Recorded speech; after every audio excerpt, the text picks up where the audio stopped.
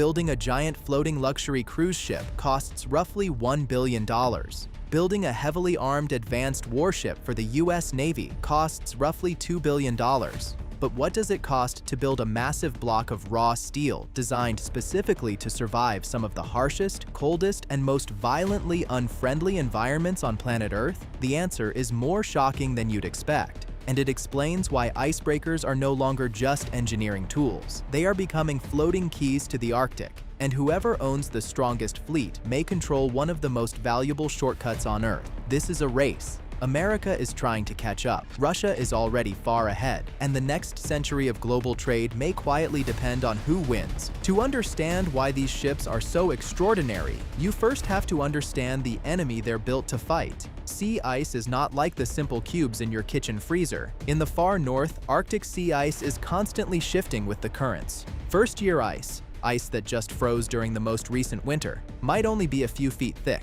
But there's also something called multi-year ice. This is ice that has survived multiple summer melting seasons without ever disappearing. Over time, it gets packed down tightly, slowly loses its salt content, and hardens until it becomes almost as tough as solid concrete.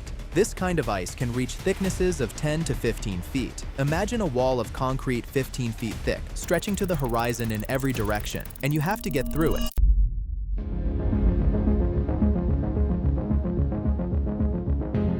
And here's the part most people get wrong. Most people assume an icebreaker works exactly like a snowplow on the front of a truck, using a sharp reinforced front to slice through frozen sea horizontally, pushing ice to the left and right. That is completely incorrect. Driving a normal ship into multi-year ice would be like driving a bus into a concrete wall and expecting the wall to politely move aside. The impact would stop the ship completely dead. So instead of cutting the ice, an icebreaker is designed to crush it. It doesn't slice ice like a knife. It climbs onto it like a wrestler pinning an opponent, then crushes it with its own body weight. Unlike a normal ship that has a sharp knife-like front called the bow, a heavy icebreaker features a blunt, rounded, spoon-shaped bow. When the ship approaches a thick sheet of ice, it doesn't try to push through. Instead, it uses massive forward speed and that specially shaped front to physically slide up and over the edge of the ice. Once the front of the ship is resting on top of the ice sheet,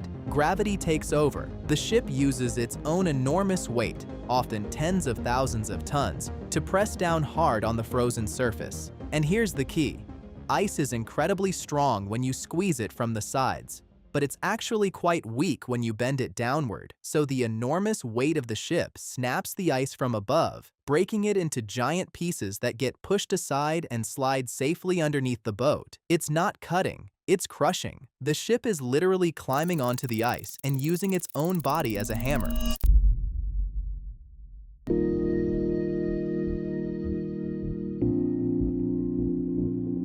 But the science of crushing ice this way requires extraordinary materials. Normal steel used in everyday shipbuilding becomes brittle and fragile when temperatures drop to 50 degrees below zero. If it gets hit hard enough in that kind of cold, normal steel doesn't bend. It shatters into pieces just like glass. Heavy icebreakers must be built with highly specialized steel designed specifically for extreme low temperatures. The sides of the steel monster that constantly scrape against the ice can be covered in armor plating more than 2 inches thick.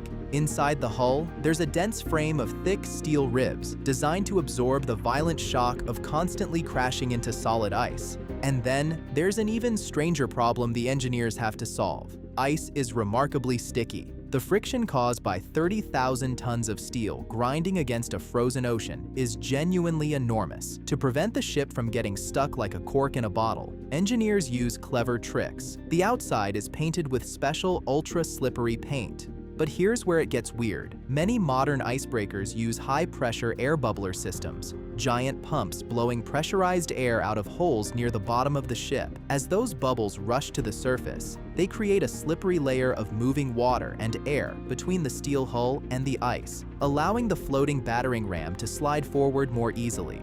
And sometimes even that isn't enough. If the ship gets truly wedged tightly and cannot move forward or backward, it has advanced water tanks hidden inside the hull. Powerful pumps rapidly move hundreds of tons of heavy water from tanks on the left side to tanks on the right side and back again. Picture this for a moment. A 30,000-ton steel monster physically rocking back and forth like a stuck car being shaken free from mud, shaking itself loose from the ice's grip through sheer engineered violence. And to drive a giant ship up onto a slab of concrete hard ice, you need pure raw power. You don't need top speed, you need turning force, what engineers call torque. Heavy icebreakers use massive diesel engines or even nuclear reactors, but these engines don't actually turn the propellers directly. They act like giant generators producing electricity. That electricity powers massive electric motors which spin the propellers. This is crucial. An electric motor can provide maximum pushing power even when turning slowly or completely standing still. If a normal diesel engine propeller hits a giant block of underwater ice, the engine might stall and shut off entirely, or the metal shaft could snap from the sudden resistance. But an electric motor refuses to stop. It just keeps pushing with unstoppable force until the ice is chewed to pieces. And once you understand how specialized these ships actually are, the American cost problem starts to make a lot more sense. And this is where the story becomes almost embarrassing for the world's biggest military power. For decades, the US Coast Guard has relied on a tiny and very old group of icebreakers. Their only fully working heavy icebreaker is called the Polar Star, and it was completed all the way back in 1976. Let that land for a second. A ship built before personal computers existed, before the internet, before most viewers watching this video were even born, is still the only operational heavy icebreaker in the entire American fleet. The United States hasn't built a brand new heavy icebreaker from scratch in nearly 50 years. To fix this dangerous problem, the US government started a program to build 3 new heavy icebreakers. In 2019, they estimated this would cost about $3.2 billion.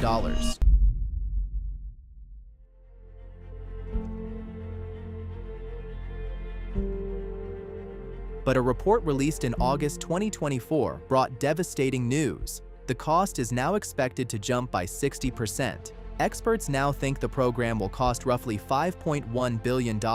Why did the price climb so dramatically? Mostly because America forgot how to build them. Predicting the cost of a highly specialized ship you haven't constructed in 5 decades is almost impossible. The builders faced huge price increases for materials, constantly changing design requirements, and a critical shortage of experienced workers who knew how to actually work with this special steel. The report also noted that simply paying for fuel, maintenance, and crew over the lifetime of these 3 ships will cost taxpayers another $12.4 billion. Because the US is struggling so badly, the government recently signed a special agreement called the Ice Pact with Canada and Finland. America is now asking smaller nations for help building ships it used to build alone.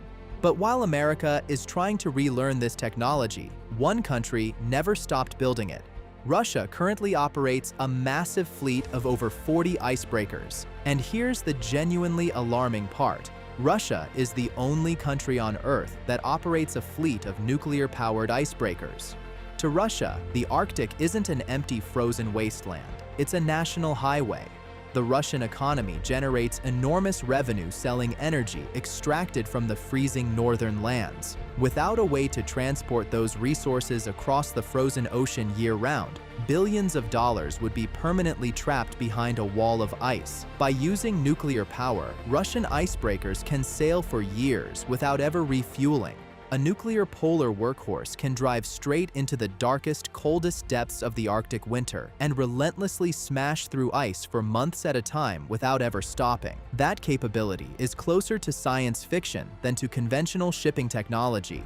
A ship that essentially never needs to rest while operating in the most hostile environment on Earth. This massive nuclear fleet gives Russia near total control over the northern sea route, a strategic shortcut across the top of the world. Cargo ships can save up to 40% of their travel time by taking this northern route between Europe and Asia instead of going through the Suez or Panama canals. But you cannot travel this icy route safely without an icebreaker leading the way.